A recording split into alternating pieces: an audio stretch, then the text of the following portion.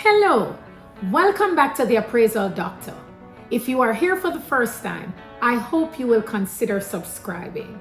Here is where you come with all your appraisal questions, property appraisal that is, and I am your Appraisal Doctor, Dr. Aria A. Wilson, PhD in Urban Planning and Certified Residential Appraiser. So let's get into this.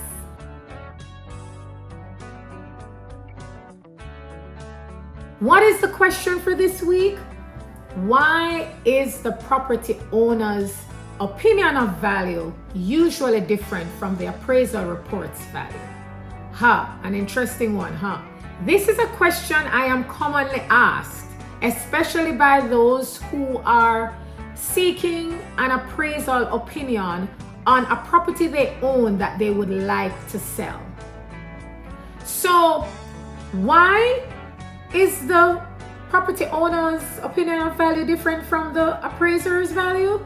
Well, the short answer is value in use is not necessarily the same as the market value. Let me repeat that.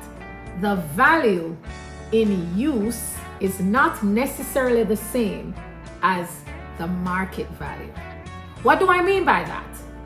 The owner who is in possession of the property, who is using the property, uses the property for a particular reason.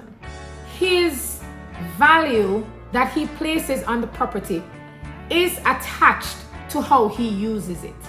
That is what we refer to as value in use. So if someone purchases that property from him, they're not purchasing the property from him to get that additive incentive that he normally enjoys.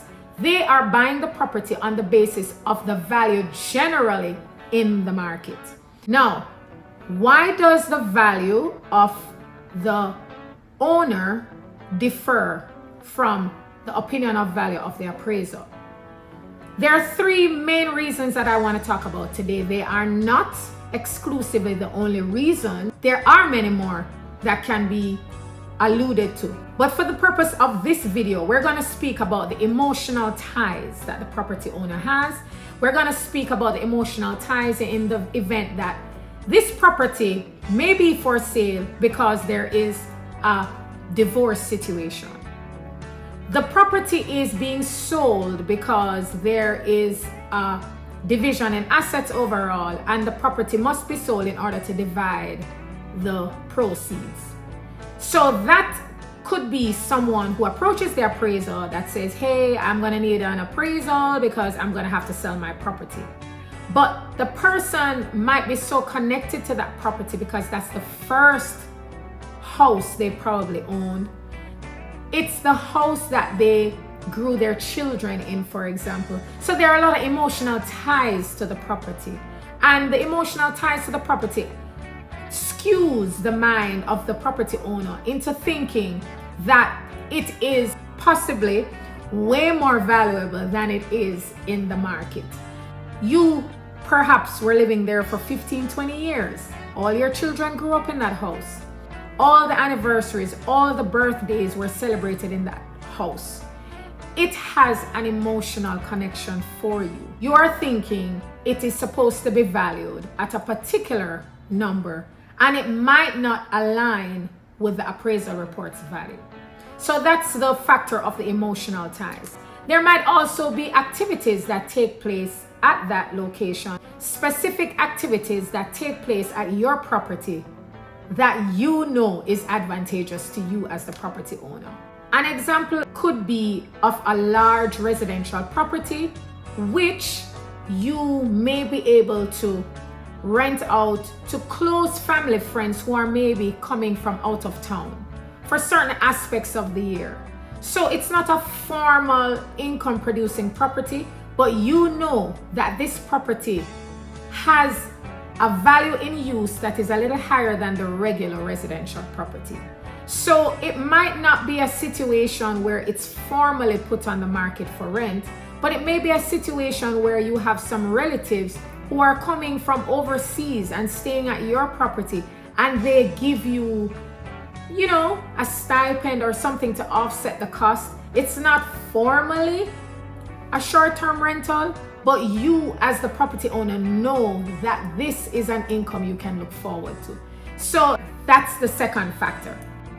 Number 3, financial investment. Now this I think is the most popular of all the myths that a property owner can have. Sometimes the property owner gets even upset with a realtor who's trying to list his property for a particular number when he's trying to say, but I spent so much on extending the back porch. I spent so much putting in a pool. I spent so much putting in solar panels. Why is my value not reflective of these additions? Now, let's be careful, because value does not equal cost. If you spend $40,000 on a pool, for example, in the backyard, you are not using that pool to gain additional income on your property. So there is no physical, feasible proof that that pool has added anything of value to your property. Now, hear me out. The pool in the backyard, being in a community where there are other pools in the backyard, might make your property sell at the market value that's already evident in the area. What am I talking about? I'm talking about if everybody in your subdivision, their properties value $250,000, and your property on the market without a pool is running you at about $225 in estimated value. You go ahead and add a pool, because any property buyer coming into that subdivision has many options of houses with pools. Your property is now just going to become competitive with everybody else. Instead of your value being $225, your value now is at $250. The difference is $25,000. How much did you pay to put that pool in the backyard? It may be $50,000. You're going to look at the appraiser and say, you are being unreasonable because I spent $50,000 on this pool and you are only adding $25,000 on my value. That doesn't make any sense. Why is this so? Because value does not equal cost. Not because you spend $50,000 on an additive on your property means that it's going to add $50,000 in value. The person who is buying your property is not buying the pool plus the house. Pay attention now. They are not buying the pool plus the house. They are buying the package, the pool and the house. Now, if the appraiser is able to show that in your subdivision, there are no pools, yours is the only one, and the people in the market desire pools, because they have to desire pools, guys. If they are buying properties not mainly for a pool, and the pool is pretty much thrown in the package, they might not be willing to pay $50,000 premium on your property. But it could be in a market that the pool shows great desirability to your property and actually materializes into greater value that's significant. Could even be $70,000 more in value, even though you spent $50,000. So I hope you understand where I'm going. It depends on the market. If the market you're in, they care for pools very much, and you're the only property that actually spent the money to put a pool in, you might be able to get your money back and more. If it's a community where there's a community pool and people don't really care whether there's a pool in the backyard or not, you're not going to be at an advantage if you have spent $50,000 to put a pool in.